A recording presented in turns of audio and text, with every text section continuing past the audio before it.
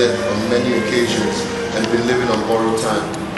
That's why you did what you wanted to do when you wanted to do it and live the best you could live the best life you could live. And I was doing a project, so they came to cover part of the project that I was doing.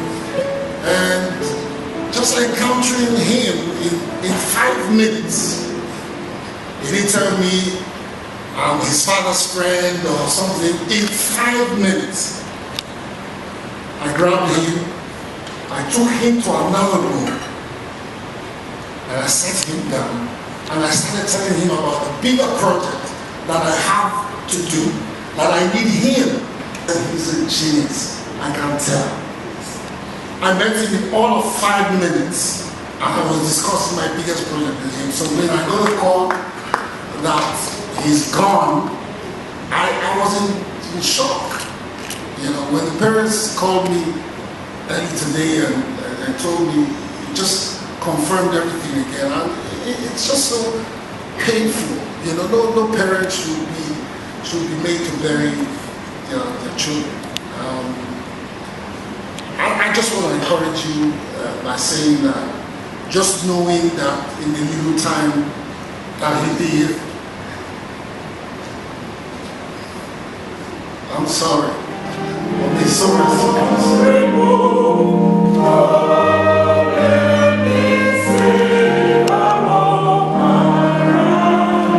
My cousin, my blood, was a talented sound engineer. So I brought him on board, and he was so passionate about the vision, and he was so ready to do whatever it took to make it happen. Like everything we did was from his direction because he understood it better than most in the business. Like currently most in the business don't actually have an education in it. Like he knew it better than anybody else. Like anybody that came to studio, he was schooling them in how we actually do it. So Kevin, he was my right hand, he was my heart. He was always a joy to be around. In the short time I was fortunate to get close to him. He came close to all my friends, and like he's irritating to us. Like we don't even know how we're going to keep moving on without Omereyon, because he just meant so much to us. And like I know he's my cousin, but he became a brother to me. And like when I heard the news, I just couldn't believe it. It just meant so much to me. But I'll try to put the words together, and just like I was in disbelief because the night before I spoke to him.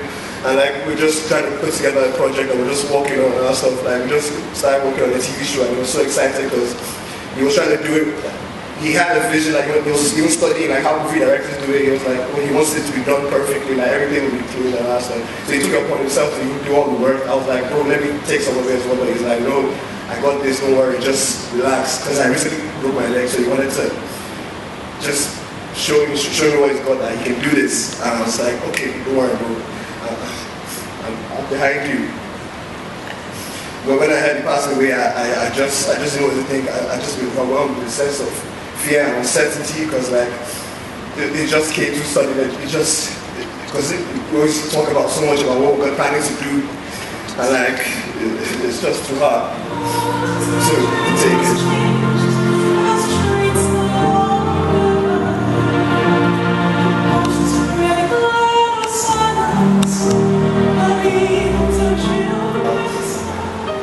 Omereyon in this capacity because just the night before he told me I'm in editing mode, I'm just about to finish. I'll call you when I'm done. But as it turns out, we went straight home and continued to work. The next day, the news we got was shocking and unbelievable. I remember the first time Uncle Toyo introduced us, and he wasn't even in the country at the time. He was in Miami, and we spoke, and he said, "How you doing, bro? Good. For sure we'll see when we see," and I'm back. And from the moment we met, it was like old friends from a past life. I had a rapport with him and a bond that can never be undone or forgotten or taken away.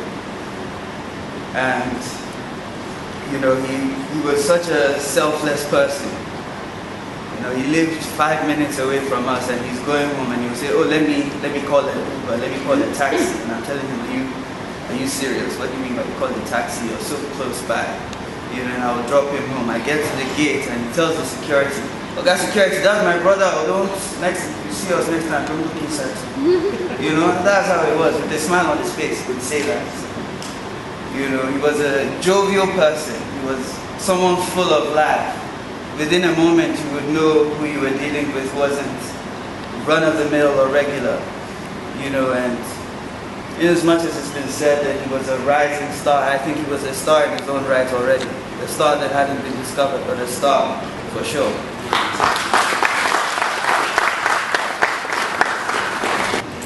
But there's something which we should remember. So 60, 70, 80 years is a desire of many. But what is important is the quality of those years. And I saw a young man who discovered himself with so much potentials. The future of Omereyon we're going to be blasting everywhere is now no more. And that end will never be seen.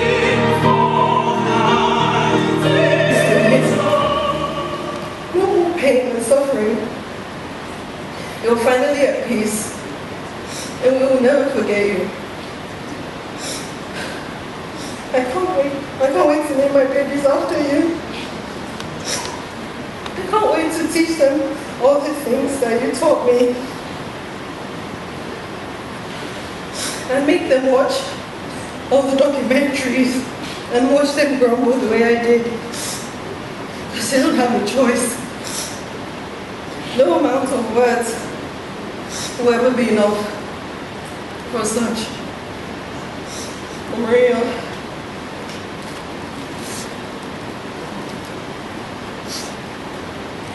we had so much more that we were supposed to do.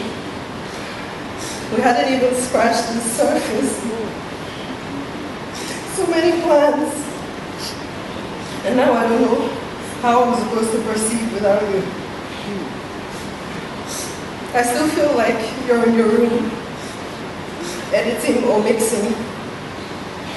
And that soon you're just gonna stroll out and ask me to make Indomie for you. And I'll make it. I'll make it and I won't complain.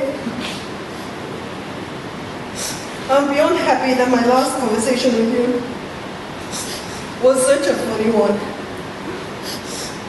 You called me into your room, you know, late Friday nights to come and check on the episode that you were editing for your recent project. And you were showing me the transitions and different things, and he always wants to get that critique, you know, he wants to hear the good and the bad. So I went through with him, I like this, I like that, and he was all really giddy and excited and stuff, you know. And it was just making me laugh, like, this boy is such a nerd for his work that he's doing. And so I left him and, you know, I went to bed.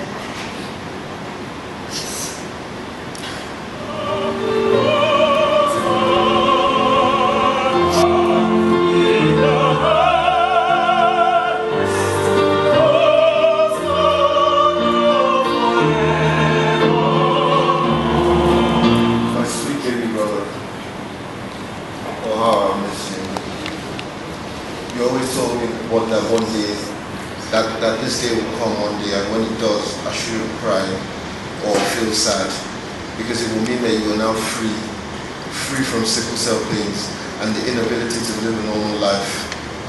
Many will never understand the pain and suffering that you went through your whole life.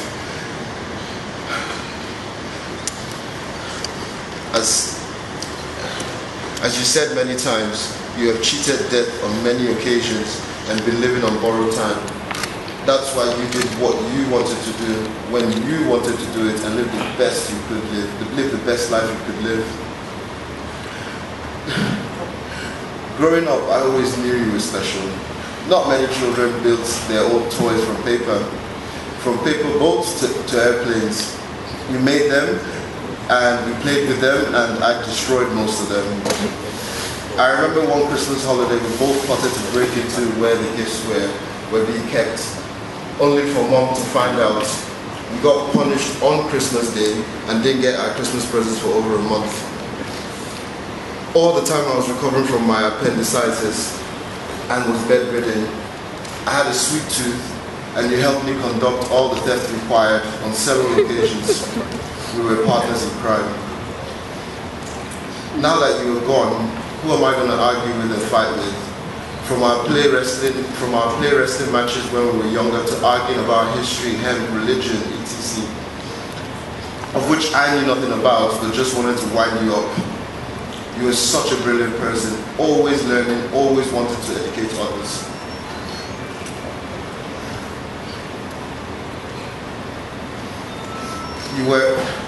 You were a person with a simple, to the point, and kind character, always generous to those who asked you for help and even those who didn't ask.